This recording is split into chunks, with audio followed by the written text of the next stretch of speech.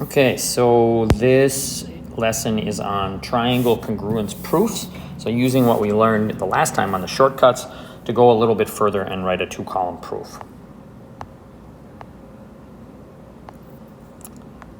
Okay, so as a reminder, whenever we write proofs, we have been doing two-column proofs with statements on the left and reasons on the right.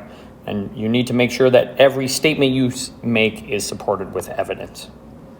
Okay, so some things that are just going to be helpful here, some possible reasons for congruent sides. These will be common ones that you're going to see right here. Either A, it's given to you, or B, you could use the definition of a midpoint. Remember, if you have a midpoint, that creates two congruent sides. And then lastly, the reflexive property, which just says a side is congruent to itself. So those are going to be common ways that you can prove that sides are congruent. And then common ways to prove that angles are congruent would be, it's given. Vertical angles, which remember those are across from each other, so like this angle here and this angle here. Alternate interior angles, corresponding angles. In order for you to use those two, you must have parallel lines first. And then the definition of an angle bisector, which is, remember, a bisector cuts the angle into two halves, and those are two congruent halves, so two congruent angles. So those are the things that you're going to be using a lot in these proofs. So reference that to go. Okay, here's our first proof. And as a reminder, when we do proofs, the given stuff should pop into the first line or two, depending on how many you're given. We're given two things, so I want to write those two things in line and 1 and 2. And remember, those are given to us, so that's also our reasoning. So I'm going to do that.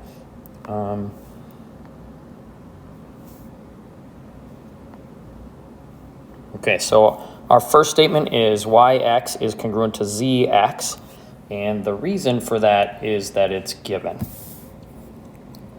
Okay, and then also, well, actually, you might want to, once you have that, it's helpful to mark the graphic here. So let's draw the picture, or on the picture, let's mark this up. Yx, so yx is right here. That is congruent to zx. Okay, so those two are the same. Okay, and then our second thing that we're told is that wx bisects angle yxz, and that is also given to us. Okay, so what does that mean? Here's wx bisects, so that means it cuts in half this angle right here, yxz. So this cuts this in half.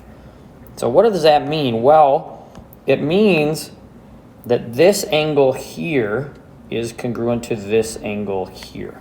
Those two have to be the same. Okay, cool. So I can use that on my next line because I know that that will cut it into two congruent halves. So that's actually the next line of my proof, but let's write that. Given here. Okay, so the next line of my proof wants to be that I want to say that this angle right here and this angle right here are congruent to each other. We just wrote that on our little diagram on our triangles, but we are going to say that officially. So that would be yxw. Okay, so yxw is this one. That is congruent to zxw. That one. Those have to be congruent. And why is that? Because it's an angle, wx is an angle bisector. So we can say the definition of an angle bisector. Okay. Now, the other thing that we know is we know that these two triangles share a side. It's right here. They share that side right there. So, and clearly, that side is going to be congruent to itself. So we can say, hey, well, XW has to be congruent to XW. And why is that? That's called a reflexive property when they are congruent to itself. So we can say, well, that's congruent by the reflexive property. Okay, and then now we have enough to say that these two triangles are congruent. And we can just use, remember this line right here will always be the last one. So we're saying these two are congruent to each other. So I want to write that down here. Well, why are they congruent? Well, they're congruent by one of our shortcuts. And in this case, we could say, well, let's see, we got a side, we got an angle, and a side. And then a side, angle, and a side. Okay, so it's side, angle, side. So I can say by side, angle, side. And we have just proved that those two triangles are congruent using a two-column proof. So hopefully that makes some sense. Let's try another one. Okay, here's the picture. This time it says that JL is congruent to NM. So I'm going to mark this up a little bit. JL is congruent to NM.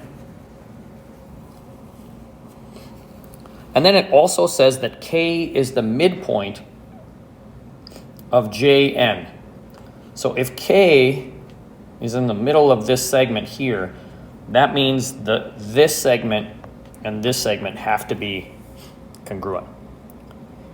It also says that K is the midpoint of LM, so that means this one has to be congruent to this one, too. Okay, so we got a lot of stuff here that we could use. Okay, so let's go ahead and start filling stuff out. Let's do our given. All right, so JL is congruent to NM. That's given. I also know that K is the midpoint of those. That's given. So the things that we marked on our triangle, we can start to say, our two triangles, we can start to say. So I can say JK, this is congruent to this, which we already marked up, but let's just do that. So JK is congruent to NK. Okay, why? That would be the definition of a midpoint because it's the middle, right? Okay, then I can also say that LK is congruent to MK.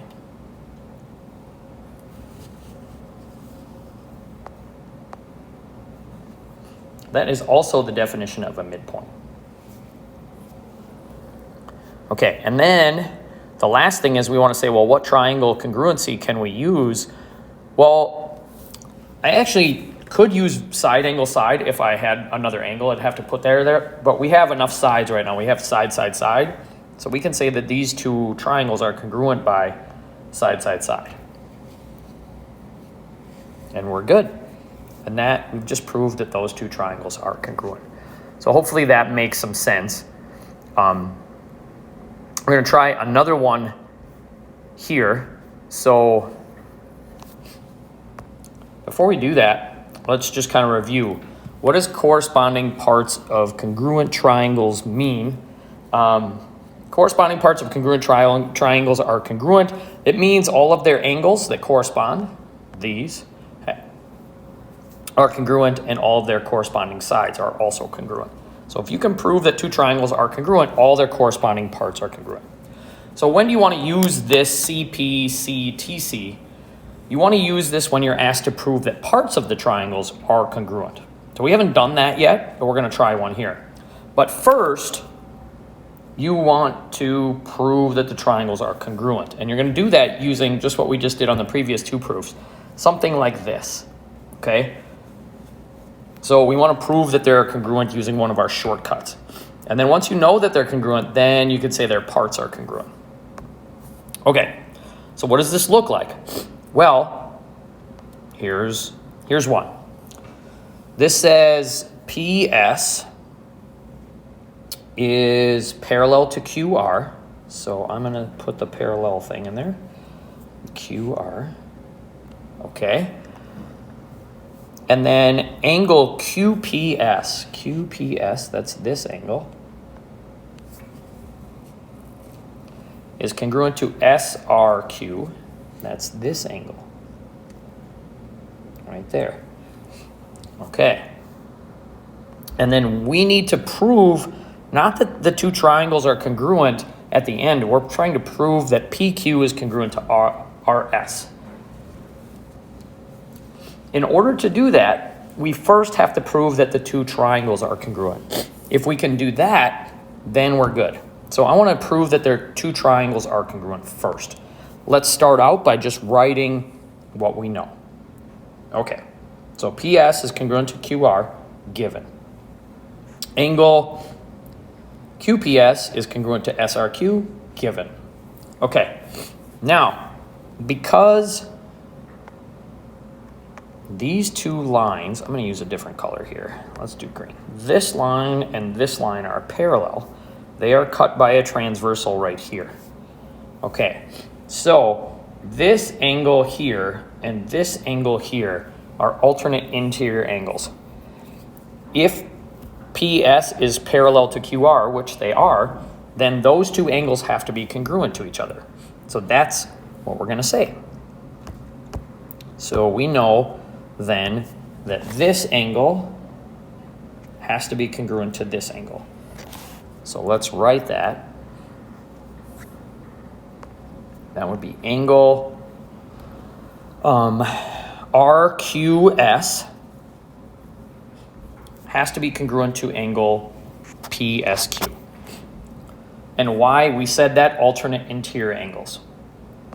So AIA, which we learned last unit. Okay, what else do we know? Well, let's see.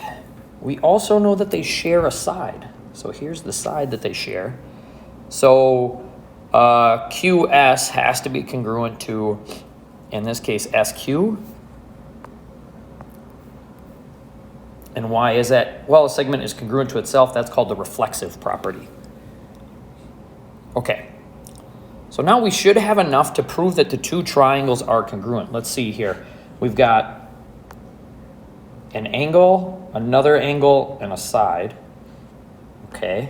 And that follows with the other one. An angle, and a side. So we could say angle, angle, side. So the two triangles, and I want to make sure when you write your congruency statement that the things match up. So P matches R, yep. Q matches S, yep. And S matches Q, yes.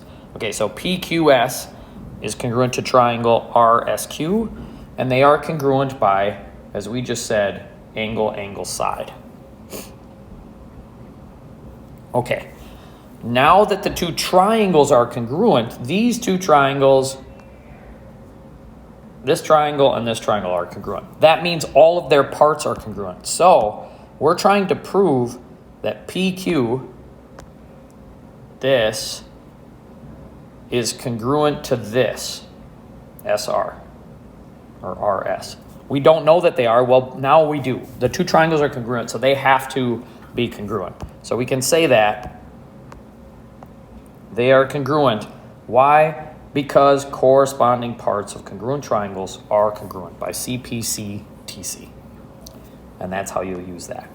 Again, you'll use that when asked to prove that parts of triangles are congruent. First, you got to prove that the triangles are congruent, though.